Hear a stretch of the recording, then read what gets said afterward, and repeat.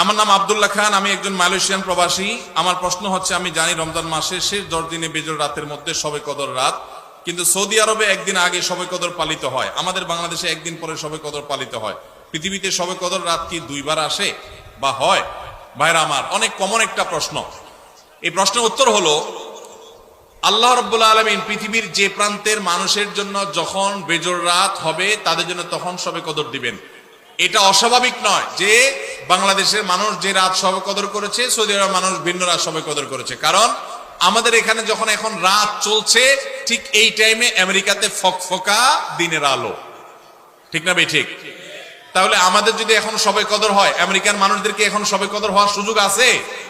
শবে কদর মানে হলো কদরের রাত, তাদের তো রাতই না, এখন দিন। তাহলে বোঝা গেল লাইলাতুল কদর এক এক দেশে এক এক অঞ্চলে এক এক সময় হতে পারে। এখন আপনি প্রশ্ন করতে পারেন যে এক এক এলাকায় যদি এক এক সময় রাত হয়, লাইলাতুল কদর হয়, তো আল্লাহ তো লাইলাতুল কদরে দুনিয়ার আসমানে নেমে আসেন, তো এক এক অঞ্চলে এক এক সময় হলে আল্লাহ কখন কোথায় থাকেন? এর উত্তর হলো, আমরা মানুষ এক জায়গায় উপস্থিত হলে আরেক জায়গায় উপস্থিত থাকি না। আল্লাহকে আমরা আমাদের মতো বিবেচনা করি। আল্লাহ রাব্বুল আলামিন তিনি সবকিছু করতে পারেন। একই সময় কোথাও তিনি উপস্থিত, আবার কোথাও অনুপস্থিত। একই সময় কাউকে তিনি মৃত্যু দিচ্ছেন, আবার কোথাও কাউকে জীবন দিচ্ছেন। তার সাথে আমাদের সক্ষমতার কোনো তুলনা চলে না।